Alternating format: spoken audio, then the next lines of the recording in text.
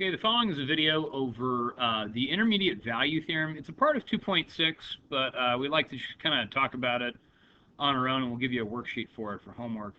The first thing I want to do is draw a graph, okay? And on that graph, it's going to be a simple XY axis. I'm going to label my bottom axis as time, and I'm going to label my y-axis as temperature. Okay, so time and temp. And what I want to do is that, it's very end of August, early September, and I want to talk about the temperature from 6 a.m. to, say, 6 p.m. Okay, and what we usually notice here is that, and let me move all of this over real quick so I can write over here. Perfect. What I want to talk about is at 6 a.m., let's say that the low temperature at 6 a.m. is 70 degrees Fahrenheit, okay? And then let's say that the high temperature that we reach is 90 degrees Fahrenheit, okay? At 6 p.m., maybe it's a little bit less than 90. But let's say that at like 4 o'clock p.m. we reach our observed high, and the high is 90 degrees Fahrenheit. Okay, and we have this continuous graph, because that's what temperature is. Temperature is always continuous, and it has kind of like a bell shape most days. Okay, but so here's what we know. Temperature is continuous. Okay. Does it ever suddenly jump from 70 degrees all the way up to 90 without going through all the other temperatures first? And the answer is no. It's got to go through all the other temperatures first before it can get to 90. Okay?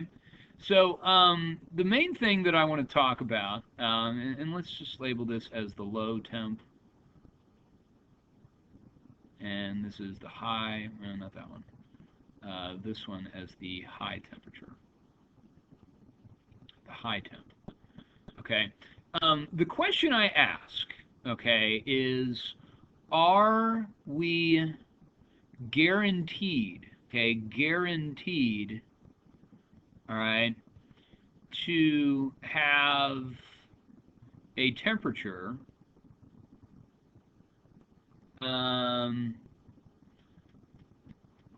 are we guaranteed to have a temperature that is 80 degrees Fahrenheit between 6 a.m. and 6 p.m.? Okay, that's the question. Okay, are we guaranteed to have that? Okay, and 80 degrees is right here. All right, are we guaranteed to have that? And you can see that there is a point on the graph, and that there is consequently a point, an x value, in between 6 a.m. and 6 p.m., where the temperature would have to pass through 80 degrees. So the answer is yes, okay?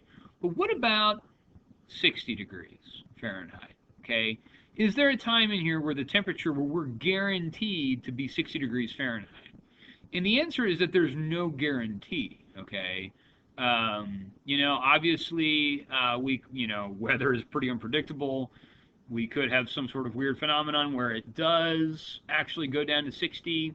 But between these two endpoints, okay, we're guaranteed to have a temperature of 80 degrees, okay? So that's kind of the idea of the intermediate value theorem, is that if you have a continuous function, okay, on a closed interval, then there exists some x value c in between 6 and 6 to where the temperature is between 70 and 90, okay? So that's the idea of what we're doing. So let's kind of put that into the definition of the intermediate value theorem. So this is the definition, okay, of the intermediate value theorem. And the first thing I want to do is I want to draw a graph, okay? And the graph, let me get some axes here real quick. All right, and let's just choose some arbitrary values. Okay, I'm going to call this x, I'm going to call this y, and I have x values of a and b, okay? And I'm going to show that I have corresponding y values of f of a and f of b. Okay? And I'm going to plot these points. Okay? So if I plug in a into my function, I get a y value of f of a. If I plug in b into my function, I get a y value of f of b. Okay? And I'm just going to connect those with a line. All right? And so the thing of it is that there exists some x value c, okay, in between a and b, such that its corresponding y value is in between these two y values, okay? So let's kind of write that down, okay? Let's say that if f of x is continuous, if f of x is continuous over the closed interval from a to b, okay, that's an interval from a to b, then there, good grief, it's there, let me rewrite that, then there must, okay, that's the big word, must exist an x value c such that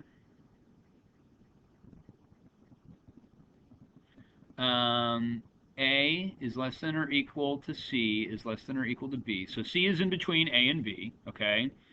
And that f of b is less than or equal to f of c, which is less than or equal to f of a, okay? So here's, okay, this is the definition. This is what you'd read in the book, and it gives you all this crap that really doesn't make any sense to you, okay? I think of the temperature thing, all right?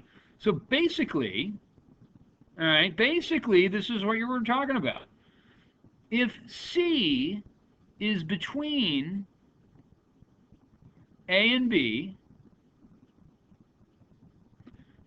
then f of C is between f of B and f of A. Okay, and this always works for continuous functions. Okay, this is just how continuous functions work. All right, so if you have a y value in between A and B, or f of A and f of B, then the corresponding x value will be between A and B. Okay, so it's actually a very, very simple thing. It's just we have to formally state this, but I think of it like this. I always think of the time and temperature thing to remember what the intermediate value theorem is. Okay, and you have to say, okay, what was the low temperature for today? What was the high temperature for today? Was there a time in between 6 a.m. and 6 p.m. where the temperature was 80 degrees? And the answer is yes, okay? What about if it's outside of 70 and 90? What if it's above 90 or below 70? Well, we're not guaranteed that, okay? That's what the intermediate value theorem states, okay? So let's take a look at a couple problems that I'll have you guys do, and this will be some of your homework. But it says, determine if the intermediate value theorem holds for the given value of k. Okay, so this right here, this is a y value. Okay, so let's see if it works over this interval. Okay, so we have this function f of x equals 1 over x plus 1. Our interval that we're talking about is the interval from 0 to 2. Okay, we want to see if this y value fits. Okay, so what we want to do in part A is let's go ahead and find our y values given these x values. So I want to find f of 0 first, and that's 1 over 0 plus 1, which ends up giving us 1 over 1, which is 1. Okay, and I want to find f of 2. If I find f of 2, that's 1 over 2 plus 1, so that gives me 1 over 3. Okay, and so this is my large y value. This is my small y value. And the question I need to ask is 1/5 in between these numbers? And it's not, okay? And so let's actually draw a graph of this, and I'm just going to go ahead and plot some points here real quick. I'm going to go ahead and call this 0, I'm going to call this 1, and I'm going to call this 2, okay? I'm going to call this one, I'm going to call this one half. 1/3 is right about here, roughly. But where's 1/5? 1/5 is down here. Okay, 1/5 is not in between those y values. Okay, and so we have the point 0, 1, we have the point 2, 1/3. Okay, and we have this continuous function that drops down like this. Well, the line y equals 1/5 is a horizontal line that just goes through. Okay, and the thing about it is, guys, 1/5 does not cross my graph in between 0 and 2. Okay, so the intermediate value theorem does not hold here. Okay, 1/5 is outside of my interval between 1/3 and 1. Okay, and so this is where it wouldn't hold. Okay, now let's look at an example where it does hold. Okay, we've got the same problem. We've got f of x equals 1 over x plus 1. And what I'm going to do is, we know that f of 0 is equal to, what was that, 1? And f of 2 was equal to 1/3. Okay, is 3/4 in between 1 and 1/3. Okay, well, let's draw a quick graph. All right, let me draw a y-axis. Let me draw an x-axis. And so I'm going to plot 0, I'm going to plot 1, and I'm going to plot 2. Okay, I'm going to plot 1 up here. I'm going to plot, and this is 1/2, half of that, so 1/3 is about right here. This is 1/3, so I'm going to plot my point here. I'm going to plot this point here. My graph decreases over that interval. And 3/4, okay, this is my y value. Okay, this is what we're testing, is right here. Okay, so 3/4 is right here. All right, and it does. Okay, this does work. All right, so now, okay, if the theorem, okay, so determine if the theorem holds. Okay, yes. All right, and I'm going to say yes. Okay, the theorem holds. 3/4 is less than or equal to 1/3, and it is greater than or equal to 1. Okay, so 3/4 is in between 1/3 and 1. So yes, this holds. Okay, now let's find the value for c here, where this works. So what I want to do is I'm going to set 3/4 equal to 1 over c plus 1. Okay, and I'm going to do this the old school way. I'm going to go ahead and cross multiply here and solve for c. So we get 3 times c plus 1 is equal to 4 times 1, which is just 4. Okay, I'm going to go ahead and distribute my 3 and solve for c. So we get 3c plus 3 is equal to 4. I'm going to subtract 3 from both sides. And so I end up getting this. I end up getting 3c is equal to 1. So divide by 3, and I get that my value for c is 1/3. Now, guys, this is an x value. Okay, so notice that 1/3 is in between 0 and 2. Okay, 1/3 is right about here. Check that out, folks. Is that not kind of where we're supposed to be? Okay, and so that's the idea. So, you know, guys, it's kind of a hard concept to wrap your head around, but it's very simple. All we're doing, this looks terrible, all we're doing is determining whether, if I have a closed interval, okay, c is equal to 1/3. If I have a closed interval between two x values, okay, at any point inside of these two x values, okay, the y value will be in between these two y values, okay? Now, guys, I want to let you know something. I had fun doing this video, okay? This is non-negotiable. We are going to have fun in here. You understand? Okay, that's 14 minutes of fun. I hope you had it. No, if not, try harder. Thanks. Get started on the homework.